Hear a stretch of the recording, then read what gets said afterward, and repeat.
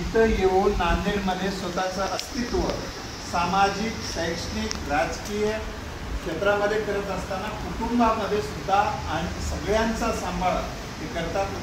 सर्व बाजूने बघितलं तर धार्मिक क्षेत्रातही त्यांचं चांगलं योगदान आहे. अशा वेगवेगळ्या क्षेत्रामध्ये आपला ठसा उमटवत आहेत.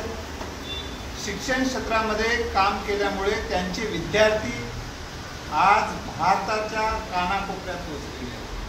म्हणजे मॅडम एका किनवटसारख्या भागात येऊन या ठिकाणी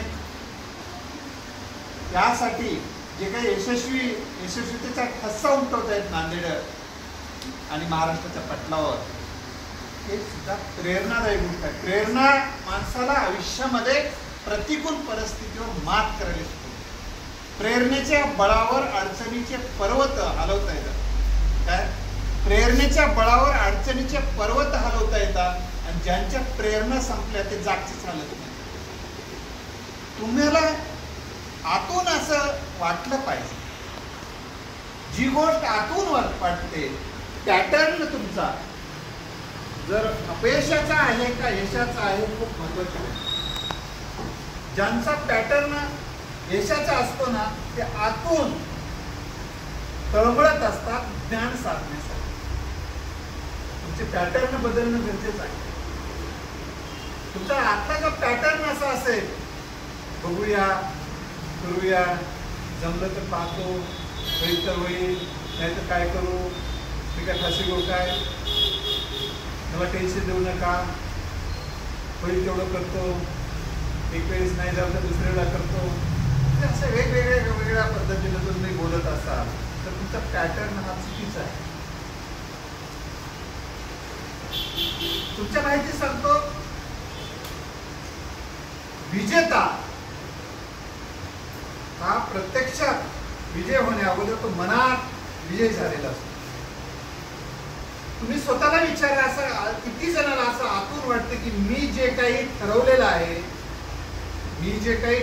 आहे ते अचीव केल्याशिवाय राहणार नाही. जगातली कुठली शक्ती मला यशापासून रोखू शकत नाही. माझं प्रत्येक पाऊल यशाच्या दिशेनेच पडत आहे. त्यासाठी माझी क्षमता, माझं कौशल्य, माझं शहाणपण मी रोज त्यासाठी वापरत आहे. मला यश दिसत आहे, यशाच्या दिशेनेच मी जात आहे. अशी मानसिकता, अशी भावना, असा विचार ज्या विद्यार्थ्याच्या आत असा असेल, त्याला जगातली कुठली शक्ती यशापासून लक्षात ठेवा. तुम्हाला विनरच्या भूमिकेत जगावं. राजाच्या भूमिकेत जगल्याशिवाय राजा बनता येत नाही. भिकाऱ्याच्या भूमिकेत जगून राजा कधी बनत नसतो. आय एम अ विनर या भूमिकेत जगतो. तुमच्या वागण्यात, बोलण्यामध्ये, तुमच्या नजरेमध्ये सुद्धा ताकद असते. तुमच्याकडे बघितल्यानंतर लक्षात येते. या मुलाने सांगितलं मला UPSC व्हायचं होतं, तर वडिलांनी इकडे तर त्याच्यामध्ये त्याच्या नजरेत दिसते. ते आतून जे असते ना, ते तुमच्या नजरेत दिसते, तुमच्या आवाजात दिसते. तुमच्या आवाजावरून लक्षात येते तुम्ही सक्सेस ठरणार आहात. मी तुम्हाला ते पुढं वेगवेगळ्या माध्यमातून सांगणार आहे. तुमचा आवाज चेंज करणं गरजेचं आहे. ज्यांच्या आवाजात दम नसते ना, त्यांचं पुढचं लाईफ दमदार नाही. आवाज चेंज करण्याची गरज आहे का? ते पण चेंज करू. आणि ताई, मला दरवर्षी वेगवेगळ्या विद्यार्थ्यांचा काय हेतू नाही. मी काय तुमच्याकडून पैसे घ्यायला नाही ना. तर ताईचा हेतू असा आहे की मुलं ज्या आईवडिलांनी, तुमचे आईवडील तर इथं सोबत नाहीत, ते रोज आठवून फक्त काढत राहतात घरी बसून. माझा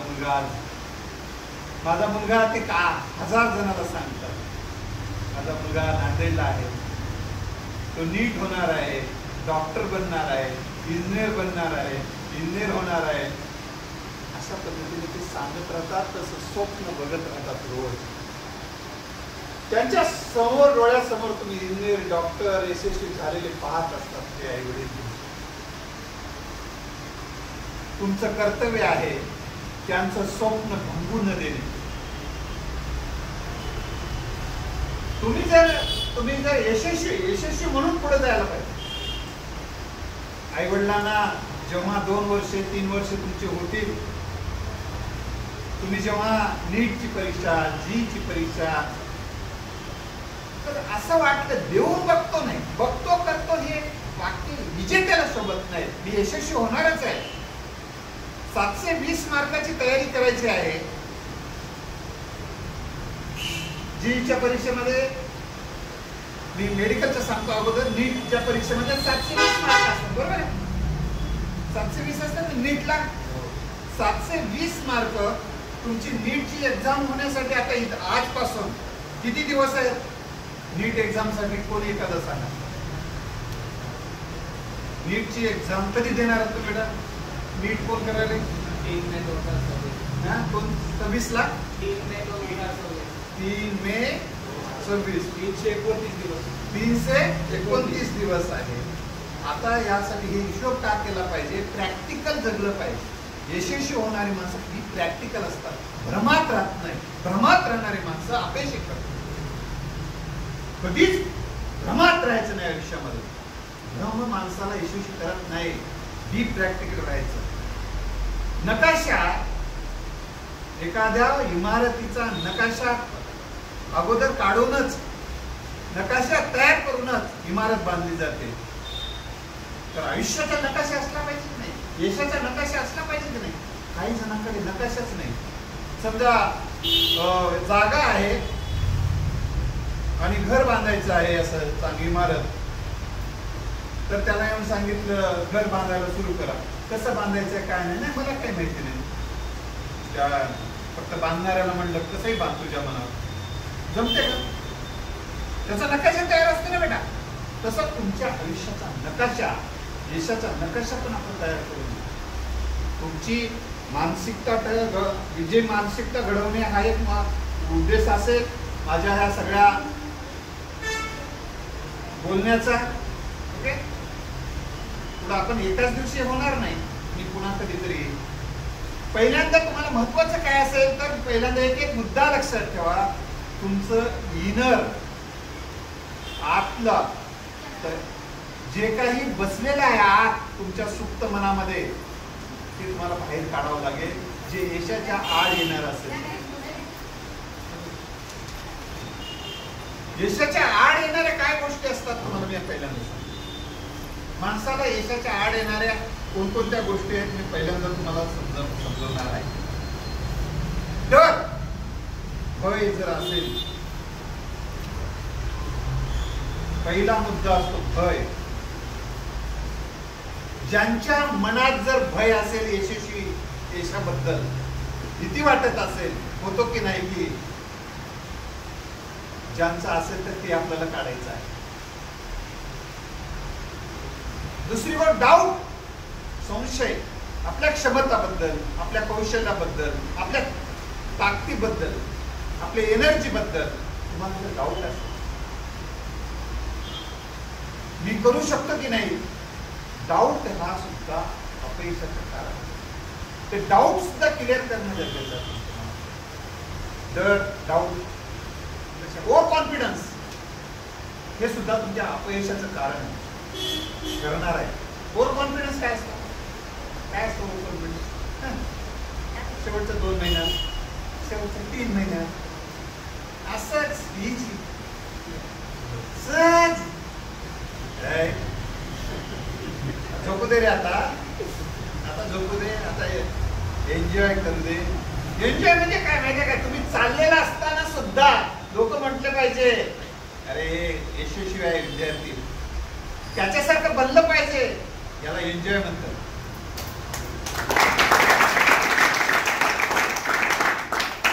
तुम्हाला कुठेही गेलं तर सन्मान मिळत असेल किंवा तुमच्या सोबत एखाद्यानं या पोराच्या सहवासात मॅडम माझ्या मुलाला ठेवा, किंवा तुझ्या गावातही म्हणत असतील, घरी म्हणत असतील आजूबाजूचे, या पोराच्या सहवासात राहिले तर माझ्या पोराचं कल्याण होईल, असं म्हणत असतील आणि तुमच्याकडे अपेक्षेनं जर पाहत असतील तर तुमचं खरा एन्जॉय या पोराच्या नादी लागलास तर आयुष्य बर्बाद होईल असं जर तुमच्या संदर्भात कोणी म्हणत असेल तर लाईफ फेल आहे. तुम्ही जगण्याला लायक नाही. तुमच्याबद्दल जर असे मत असतील की तुमच्या सहवासात राहिलं तर पोरग वाया जाते, तुमच्यासाठी अतिशय धोक्याची घटना आहे. आजच जर असं म्हणत असतील तर उद्या 4 दिवस राहायला सोबत कोणी मित्र तयार होत नसेल कोणी तर तुम्हाला लाईफ पार्टनर कसं मिळणार आहे? लाईफ पार्टनरसाठी कोणती आई देईल का लेकराला? तुझं आयुष्यभरासाठी समर्पित नाही करणार. त्यामुळे तुम्हाला पहिल्यांदा मी सांगतो बॅड हॅबिट्स जर काही असतील तर तुम्हाला त्याचा आज त्याग करावा लागेल. बॅड हॅबिट्स राहत असताना तुम्ही सक्सेस नाही होऊ शकत. बॅड हॅबिट्सला आजच लाथ मारावं लागेल तर समाज तुम्हाला सलाम करेल. काय होणार आहे लक्षात ठेवा. तर आता ते तुमच्या कोणकोणत्या बॅड हॅबिट्स आहेत ते आपल्याला काढावं लागतं. जे तुम्ही काढू शकत नसेल तर आम्ही काढू. काही जणांना स्वतःला काढता येतात ते काढून टाकतात. काही जणांना स्वतःला काढण्याची ताकद जी इनर पॉवर असतो ती पॉवर नसते. ते दुबळे ठरतात. इच्छा असते की माझे ही बॅड हॅबिट्स मला काढायचे आहे पण ते काढायचे ठरवते पण प्रत्यक्षात काढण्यासाठीची ताकद लागते ती त्याला ताकद मिळत नाही. इनर पॉवर मिळत नाही. त्यासाठी दुसऱ्यांनी सपोर्ट करावा लागतो. ते आम्ही सपोर्ट करणार आहोत.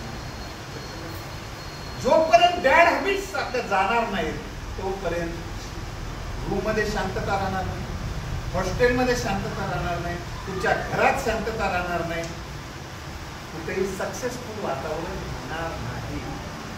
तुम्ही जिथं जाल तिथला तुम्ही एक बॉम्ब असाल कोणीही दिवशी तिथं स्फोट होऊ शकतो. तुमच्यामुळे वातावरण खराब होऊ शकते. तुमचं तर लाईफ स्पॉइल तर झालेलंच आहे. तुम्ही इतरांचंही स्पॉइल करता लाईफ म्हणजे तुम्ही स्वतः बरोबरच इतरांनाही खड्ड्यात टाकता. म्हणजे भारताच्या सुपुत्रांचं जे यशस्वी हो पाहतात त्यांचंही नुकसान करताय. म्हणजे एक प्रकारचा देशाविरोधात काम करतात. त्यामुळं आजपासून पोरांना मी सांगेन स्पष्टपणे तुमच्यातल्या बॅड हॅबिट्समुळे, तुमच्या चुकीच्या कृतीमुळे, तुमच्या चुकीच्या बोलण्यामुळे तुमचं लाईफ तर स्पॉइल होणारच आहे. 100% होते जर आजपासून बदलला नाही. पण दुसऱ्याचे लाईफ स्पॉइल होते ते तुमच्या सहवासात आले. अशापासून तुम्ही सावध राहा. नाही तर तुमचं स्पॉइल आयुष्य व्हायला वेळ लागणार नाही. ना तुम्हाला कुठे घरात सन्मान मिळेल, गावात सन्मान मिळणार नाही, कुठेच सन्मान मिळणार नाही. तुम्हाला छीतू केलं जाईल तिकडे. या गोष्टीपासून जर सावध राहावं लागेल. यासाठी हे अतिशय महत्वाचं गोष्ट सांगतो. अनेक जणांना खाली मान घालून जगावं लागते. असं खाली मान कोपऱ्यात बसतात, खाली मान घालून बसतात. तुमचा विषय निघाला की खाली. अशी वेळ तुमच्यावर येऊ देऊ नका मित्रांनो. तुमचं लाईफ अजून तर सुरुवात झालं, आता होणार आहे. ओके. दुसरी एक गोष्ट आपण त्या संदर्भात काही जणांचे असे जर पर्सनल विषय असतील तर आम्ही त्यांच्याशी बोलणार आहे. लक्षात आलं बेटा? ठीक आहे. दुसरी गोष्ट आता मी काही महत्वाचा आणखी एक महत्वाचा मुद्दा सांगणार आहे. प्लॅनिंग केली का? आता आजच पहिलाच दिवस आहे त्यामुळे मी काही जास्त कोणाचा अपमान होईल, कोणाला उभं करणार. मी फक्त मुद्दे सांगतो. आपण पुढच्या वेळेस चेक करू. आज फक्त मी चेक. तुमचं गोल ठरलं पाहिजे पहिल्यांदा. आणि ते गोल कशासाठी तुम्हाला डॉक्टर व्हायचं आहे आणि कशासाठी इंजिनियर बनायचं आहे, CA कशासाठी बनायचं आहे, UPSC देऊन कलेक्टर कशासाठी बनायचं आहे. म्हणजे आपल्याला इंजिनियर बनणं हे आपलं ध्येय असते. पण आपलं उद्दिष्ट काय आहे ते बनण्यासाठी कशासाठी बनायचं आहे ही खूप महत्वाची गोष्ट आहे. यावर काम करणं अतिशय गरजेचं असतं. याचं उदाहरण कारण सांगतो. इंजिनियर बनायचं पण कशासाठी बनायचं? व्हाय क्लिअर झाल्याशिवाय पाय क्लिअर झाल्याशिवाय माणूस जोमानं कामाला लागत नाही. पाय क्लिअर असला पाहिजे. मला कशासाठी बनायचं? काहीच होतं. आता दुसरे म्हणतात म्हणून काही नाही होतं. कशासाठी इंजिनियर बनायचे, कशासाठी डॉक्टर बनायचे, त्याची काय कारण आहेत तुम्ही कोण कोण सांगू? एखादं सांगू शकता का? कोण सांगू? तुम्हाला डॉक्टर का म्हणतो? काय काय काय कारण आहे तुम्हाला? सांगा. कोण सांगू शकतो? काय प्रेरणा आहे तुमची? कोण सांगते बेटा?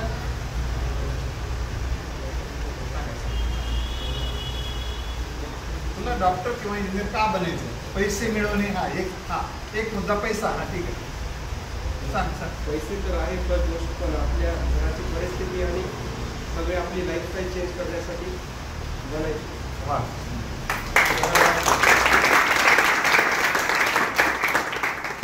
अतिशय महत्वाचा मुद्दा त्यांनी सांगितलाय की आपली लाईफस्टाईल.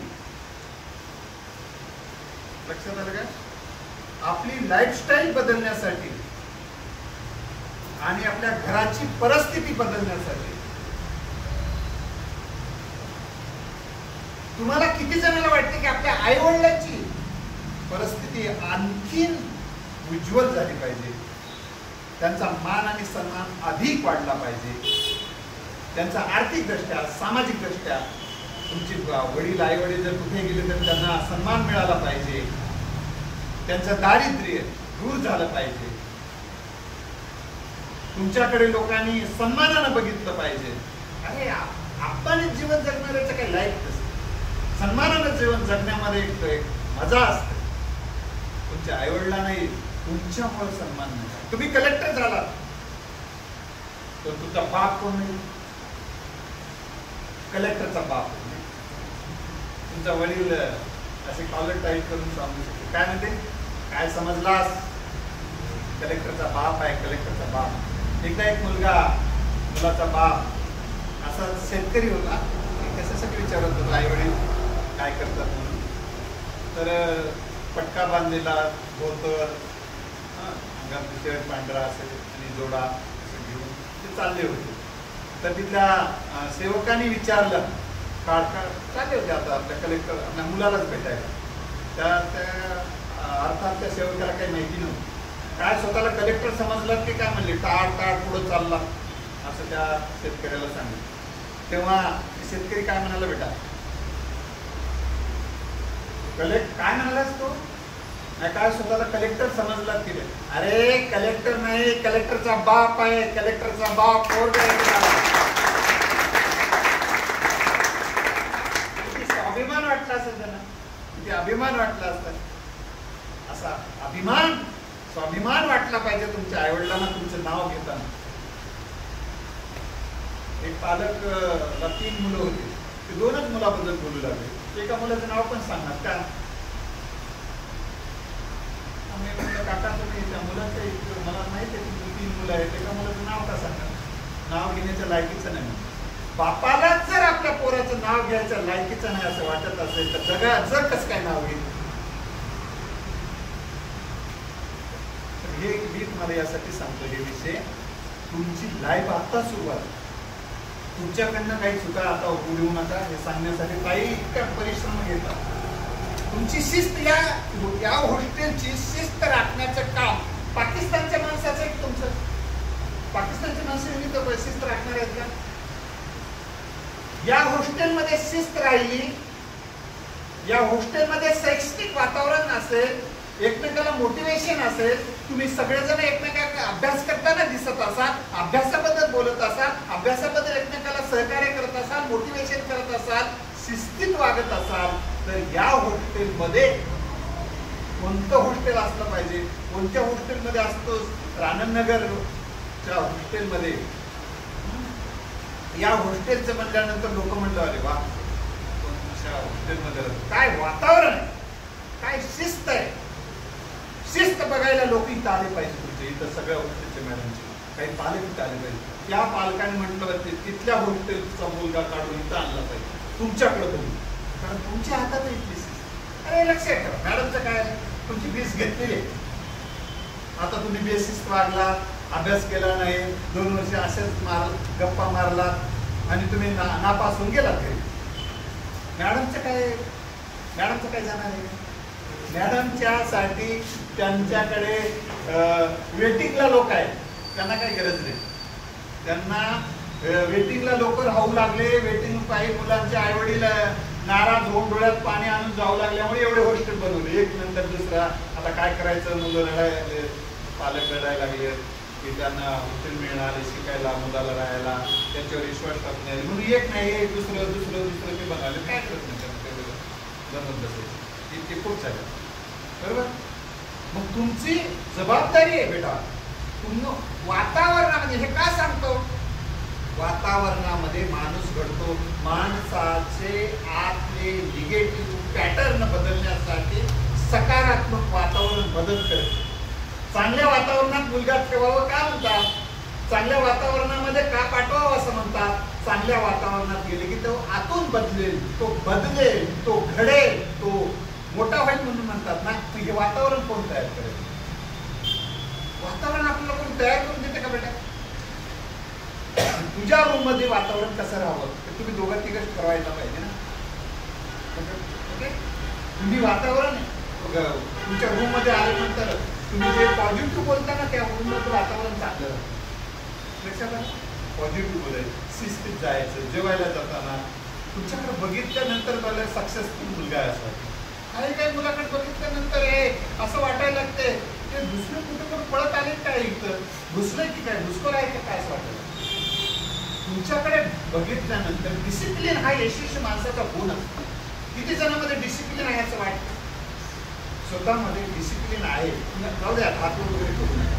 जर डिसिप्लिन ज्याच्यात नसेल तर कृपा करून तुम्हाला हात जोडून विनंती आहे, जर डिसिप्लिन आत नसेल तर तुम्हाला या हॉस्टेलमधून जर उद्या काढून टाकलं आणि तुम्हाला सांगितलं जाताना, पोरं हसतात त्याला काढून टाकू लागले,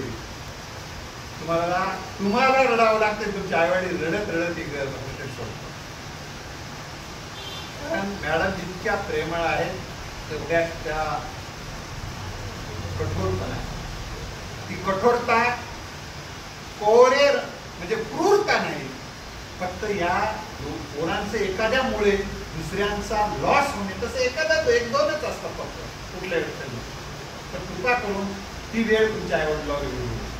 दुसरा महत्वाचा मुद्दा, ज्यांच्यामध्ये शिस्त असेल तोच मुलगा घडू शकतो. मी तुम्हाला आता दुसरं सांगत होतं, पहिल्यांदा तुम्हाला यशापदात असं यशस्वी होण्यासाठी काय अडचणी आली असं वाटते की मला काय असं काय आहे का डिफिकल्टी, कोणाला असं वाटते काय एखादी डिफिकल्टी आहे, काय डिफिकल्टी असतात माणसाला. काही जणाला मी सांगतोय, तुम्ही मग पुन्हा सांगा, काही जणाला समजत नाही, शिक्षक शिकवलेलं समजत नाही, पुस्तक वाचताना समजत नाही. दोन व्यक्ती असं कोणाचं आहे ज्याला शिक्षक शिकवताना समजत नाही आणि पुस्तक वाचल्यानंतर धडा वाचला काहीच कळणार आले अशी अवस्था असेल तर ती डेंजर आहे. तर त्याच्यातून उपाय आम्ही सांगणार आहोत. बऱ्याच पोरांना पुस्तक घेतली की बोर होते. ज्या पोरांना हातात पुस्तक आलं की बोर होत असेल आणि अभ्यास करायला बोर होत असेल तर त्याचा जो पॅटर्न आहे ना आपला निगेटिव्ह पॅटर्न, यशाची गोडी लावल्याशिवाय आणि यशाची गोडी असल्याशिवाय माणूस तिकडे ओढ लागत नाही. आणि ज्याची ओढ नसेल त्या क्षेत्रामध्ये यशाची घोडदौड माणूस करू शकत नाही. बळजबरी माणूस यशस्वी आतूनच वाटलं पाहिजे. पुस्तक हातातलं जर पाण्यातला मासा जर काढून टाकला पाहिजे तडपडतो. कशासाठी तडपडतो बेटा? पाण्यातला मासा काढल्यानंतर बाहेर कशासाठी तडपडतो? पाण्यासाठी, ऑक्सिजनसाठी. पाण्यामधून त्याला जे ऑक्सिजन मिळते, पाणी मिळते, त्याचं जीवन आहे पाणी म्हणजे माशाचं. तसा तडपडतो ना जे विद्यार्थी सक्सेस होतात त्याला पुस्तकापासून दूर केले की ते असं जे कोणी असते ते ग्रेट आहे. पुस्तक पासून नको म्हणलं, वाचू नको, अभ्यास करू नको, बस वगैरे तिकडे जाऊ नको शिकायला. आता काही किती जणांना असं वाटतं उद्या आई वडिलांनी सांगितलं तुझं शिक्षण बंद, अस्वस्थ किती जण होतील, ते सक्सेस होणार.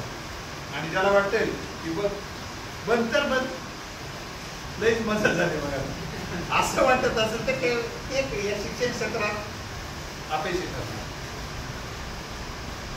त्यामुळे तुमच्या आई वडिलांविषयी 2 मिनिटात मी सांगणार आहे.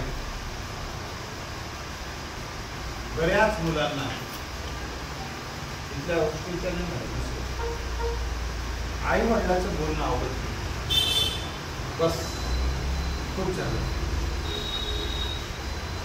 मला सांगू नको, रिपिटेशन नको.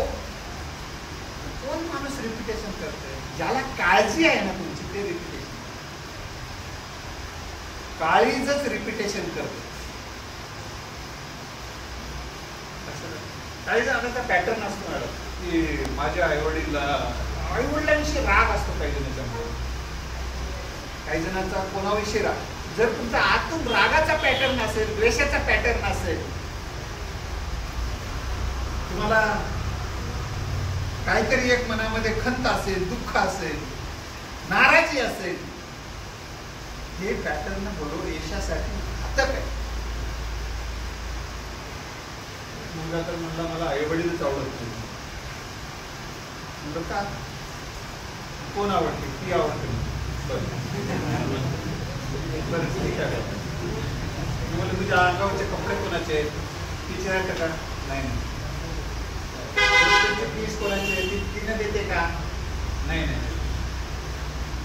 म्हणजे त्याला सगळं विचारलं की तुझं हे सगळं जे आहे ते कोण खर्च करतं?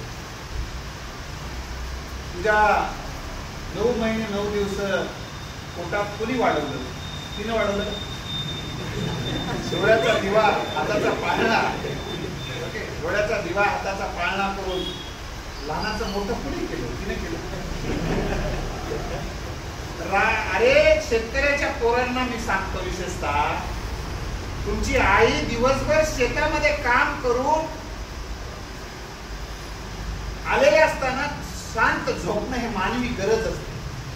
तरी पण तुम्ही वेगवेगळ्या कारणानं झोपला नसाल, आजारी असाल, त्या दिवशी रात्रभर ती सुद्धा अनेकदा जागते आणि परत पुन्हा तुमच्यासाठी तिला झोपून जमत नाही, ती परत अजून उठून दिवसभर काम करते. ऊन असेल, पाऊस असेल, 45 डिग्री सेल्सिअस तापमान जरी असेल तर ती काम करते. आई वडील कष्ट करतात आणि तेव्हा तुम्ही ते कशासाठी करतात? तुमचं आयुष्य बेस्ट व्हावं म्हणून.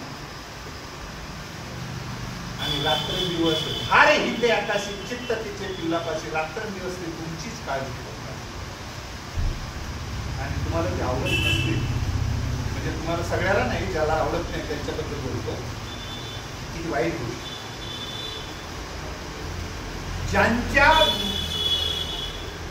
ज्यांच्यामुळे आपलं आयुष्य आहे, आपली पेशी ना पेशी ज्यांची आहे, जी पेशी ना पेशी ज्यांच्यामुळे घडली, त्यांच्याविषयी आपल्यामध्ये कृतज्ञता असली पाहिजे. कृतज्ञता हे यशस्वी माणसाच्या ठिकाणी असते.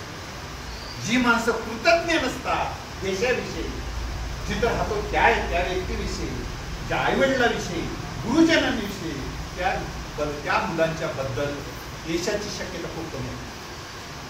कारण कृतज्ञता तुम्हाला प्रेरणा देते. माझ्या आईवडिलांचे स्वप्न मला पूर्ण करायचे, माझे आईवडील किती कष्ट करतात, आईवडिलांचे कष्ट हे आयुष्य यशाची प्रेरणा असते पोरांना. माझे आईवडील पण शेतामध्येच काम करतात. माझी आई निरक्षर होती, वडील 4थी पर्यंत शिकले.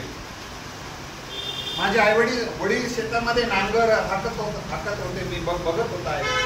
तर असे नांगर हाकताना ऊन असायचं वरी, कधी कधी वडिलांना नांगर हाकताना कधी असं जखम वगैरे व्हायची, रक्त यायचं, थांबायचे नाही, थोडी तिथलीच माती घ्यायची, त्या जखमेवर टाकायची पायावर आणि पुढं जायचं. कधी कधी पायामध्ये काटा घुसायचा, ते वडिलांकडे बघायचं नाही, काटा फेकून द्यायचे, त्या माती टाकायची, पुढं जायचं. कधी कधी अशी मूळ आलेली असायची नांगराला, त्याच्यावर खच कुऱ्हाडीनं तोडायचे आणि वडील पुढं जायचे. त्यांच्याकडून मी प्रेरणा घेतली. आयुष्यामध्ये अशा अडचणी येतच असतात, त्यावेळेस त्यांना असं बाजूला सारून जे पुढे जायला पाहिजे ही प्रेरणा आपल्या आईवडिलांना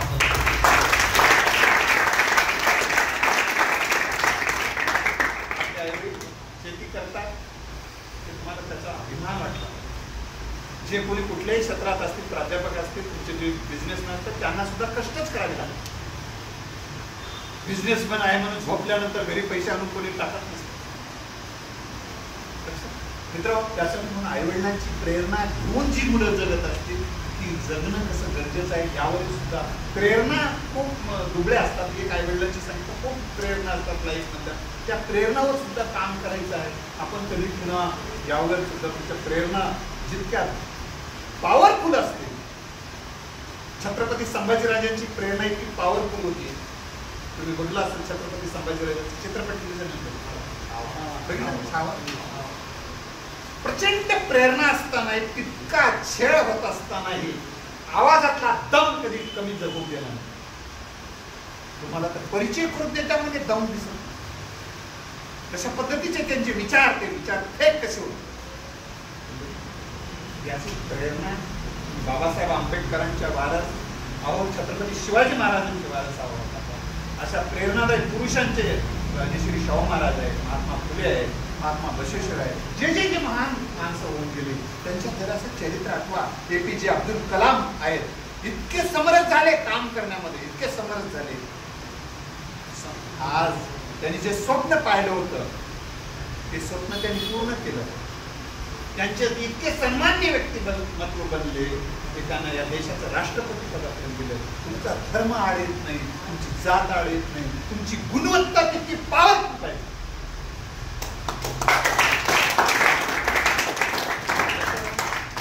म्हणून हे लक्षात ठेवा. मी यासाठी सगळ्यांच्या बद्दलचा उल्लेख एवढ्यासाठी केला की प्रत्येक जण वेगवेगळ्या, कोणाला तुम्ही ज्याला मानत असाल, तुमचा एक कोणीतरी आयडॉल असला पाहिजे, कोणतं तरी तुमची एखादी महापुरुष प्रेरणा असली पाहिजे, तुमचा एखादा कोणावर कोणाची श्रद्धा असावी हा ज्याचा त्याचा वैयक्तिक विचार, पण ती श्रद्धा तुम्हाला प्रेरणा दिली पाहिजे. आता दिदींची महासंतोषीवर श्रद्धा आहे, कोणाची श्रद्धा कुठे असावी हा ज्याचा त्याचा विषय आहे. ती गोष्ट त्यांना प्रेरणा देत असेल, पाठबळ देत असेल, ज्या अशा कोणत्या गोष्टी तुम्हाला पाठबळ देतात त्या एखादी तरी पाठबळ देणारी गोष्ट तुमच्या आयुष्यात असावी मित्र. म्हणून मी तुम्हाला ते सांगतो, कोणाच्या श्रद्धेविषयी आपण कॉमेंट्स नाही करत, कारण कोणाला कोणाची श्रद्धा बळ देत ज्याचा त्याचा प्रश्न नाही. तुमची कोणाची तरी श्रद्धा असते, ज्यावेळी श्रद्धा असते, कुठला काय कोण असतो. ओके, तर यावरही आपण थोडे करू. मी तुम्हाला सांगत होतो की काही जणांचा प्रश्न असतो मॅडम, जनरली माझ्या वाचतो परंतु लक्षात आहे. बऱ्याच काही जणांचा असतो, हो ना, वाचलेलं लक्षात राहत नाही असतं ना जनरली. का होते असं? कारण तुम्ही पॅटर्नच बनवता स्वतःचा की माझ्या लक्षात राहत नाही. झोप येते का? झोप यायली का कोणाला? झोप येत असेल तर उठून उभा. तर तुमचा पॅटर्न काय आहे बनलेला आहे मग आतला, माझ्या लक्षात राहत नाही. मन म्हणते तुझ्या लक्षात मी ठेवतच नाही, तू म्हणतोच ना नाही. लक्षात आलं?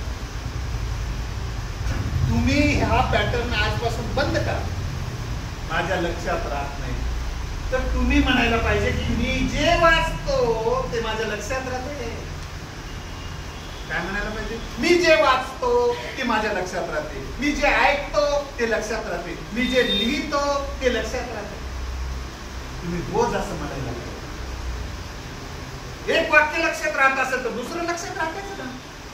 पहिलंच वाक्य वाचताना मन लावून वाचायला. एखाद्या प्रेयसीने तुम्हाला पत्र लिहिलं आणि तुम्ही त्या 5 मिनिटात हातात दिलं, समजा लेटर, आता ते मेसेजमुळे ते लेटर बंद झाले, तर समजा 5च मिनिटं तुमच्या हातात दिलं आणि वाचलं आणि तुला जर तुमच्या मित्राने विचारलं काय काय लिहिलं होतं, 5 मिनिटं सांगायला 5 ओळीचं आहे समजा उदाहरण, एका मिनिटात सांगणं होते. तुम्ही ते किती वेळ सांगता? ते 5 मिनिटं 5 ओळीचं घुमून घुमून एकदाच सांगतात 5 ओळी. का? ते वाचताना किती एकाग्रता राहते. तिचा एखाद्या आवडीच्या व्यक्तीचा मेसेज वाचत असताना किती एकाग्रता असते. ही एकाग्रता, ओके, ही एकाग्रता तुमची याच्यात यावी. तर एकाग्रतेच्या बद्दल आपण बोलणार आहोत. मॅडम आपण इकडे काय करूया, एक विनर ग्रुप तयार करू. हे विनर ग्रुप ज्या पोरांना घडायचं आहे त्या विनर ग्रुप मध्ये सहभागी होते. मी इथं घडण्यासाठी जे आले, पुढच्या वेळेस सगळ्याला गायडन्स नाही होत.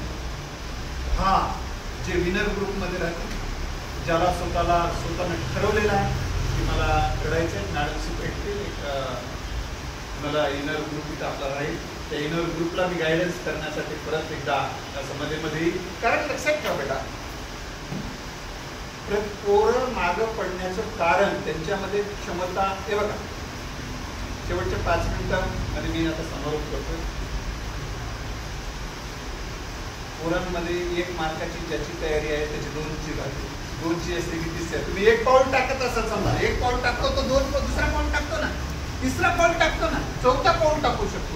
ज्या पोरांना 1 अधिक 1 2 येऊ शकते त्याला 2 अधिक 3 5 सांगता येतात. लक्षात आलं ना? तर मी तुम्हाला हे सांगत होतो, तुमच्यामध्ये हे सगळं आहे, फक्त त्याचा वापर करता येत नाही. समजा तुम्हाला रोजची 2 मार्काची जरी तयारी केलात तुम्ही आजपासून, रोज 2 मार्काची जरी तयारी केलात तरी तुम्ही सक्सेस होता नाही. 2 मार्काची तयारी जरी केला तर तुम्ही सक्सेस होता लाईफमध्ये. तर त्यासाठी तुमच्या ह्याच्यामध्ये प्रत्येक विषय वाईज, तुमचे चॅप्टर वाईज आपण मार्गदर्शन करू. प्रत्येक चॅप्टरला किती वेळ लागेल या सगळ्या विद्यार्थ्यांसाठी मी परत एकदा सांगणार आहे. तुमचं आता एवढ्या बोलण्यामध्ये तुमच्या मनामध्ये काही डाऊट्स असेल किंवा तुम्हाला कोणत्या विषयाबद्दल अजून काही गायडन्स हवा असेल. दुसरी गोष्ट शेवटची एक सांगतो की तुमचं यश तुम्ही रोज पाहायला पाहिजे. तुम्ही यशस्वी झाल्याचंच पहा, आणि यशस्वी झाल्यानंतर तुम्ही काय करा, आता तुम्ही गेल्यानंतर तुम्ही स्वतःला लिहित असताना डॉक्टर इंजिनियर टाका तुमच्या नावाच्या आधी, आणि तुम्ही डॉक्टर झालेले आहात अशा पद्धतीने खुर्चीवर बसलेला आहात, स्टेथोस्कोप तुम्ही टाकलेला आहे गळ्यामध्ये, पांढरा सेट आहे, तुमची वेटिंग मध्ये लोक आहेत, अशा पद्धतीचे एक चित्र डोळ्यासमोर. दररोज ते पाहत चला, आणि त्यावेळी तुमच्या फिलिंग्स काय असतील ते लिहून काढा. फिलिंग म्हणजे तुम्ही तेव्हा जे काही अचीव केले ना, जे काही उदाहरण मी डॉक्टरचं दिलं, तुम्हाला जे काही त्यावेळेच्या काही फिलिंग येतील म्हणजे भावना, त्यावेळी झाल्यानंतर त्यावेळी तुमचे विचार काय असतील, त्यावेळी तुमची लाईफस्टाईल काय असेल, त्याबद्दल लोकांची तुमच्याबद्दलची काय भावना असेल, आईवडिलांची काय भावना असेल, ते सगळं लिहून काढा. त्यामुळे तुम्हाला आतून अजून यश मिळवण्यासाठी अशी आतून प्रेरणा मिळेल. याबद्दल आपण खूप काम करता येऊ शकते. तर या सर्व विद्यार्थ्यांनी इतकं शांततेने ऐकून घे, एकही पोरगा बोलला नाही मिळत, एकही पोरगा बोलला नाही. इतकी डिसिप्लिन, इतकी तुमची शिस्त मला पाहून खूप बरं वाटलं. नाहीतर बऱ्याचदा पोरं ऐकत नाही. ज्याला नॉलेज ऐका वाटत नाही ते नॉलेजच्या क्षेत्रात मोठं होऊ शकत. ज्याला नॉलेजची गोडी असते. तर मी या ठिकाणी थांबतो. याबद्दल तुम्हाला या स्पीच बद्दल काय वाटलं, कोणाला 1-2 मुलं सांगायचे आणि तुमचा काही क्वेश्चन्स असला तर सांगायचे. Okay, thank you.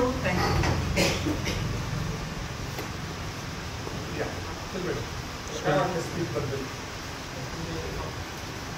सरांनी जे सांगितले ते आम्हाला ते ऐकून माझ्या अंगावर काटा पण आला होता, आणि समोर मला काय करायचं ते मला मार्गदर्शन करत झालं. सरांना मी धन्यवाद देतो.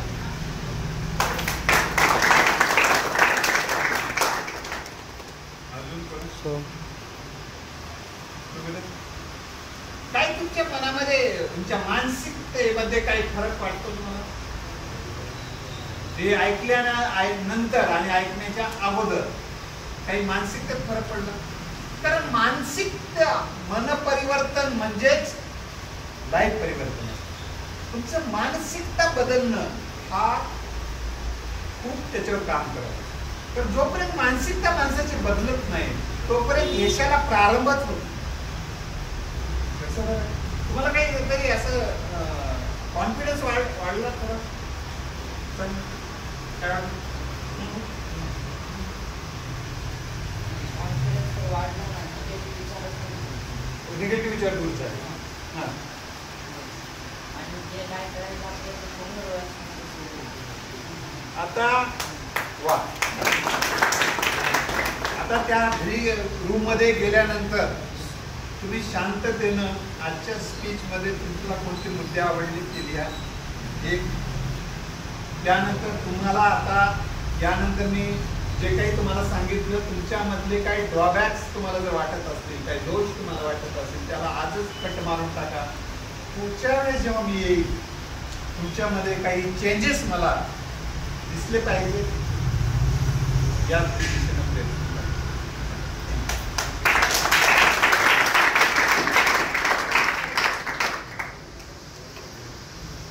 यानंतर काळे सरांना विनंती करतो त्यांनी मार्गदर्शन करावं. नमस्कार विद्यार्थी मित्रांनो, ते बंद करून पुन्हा सुरू करू.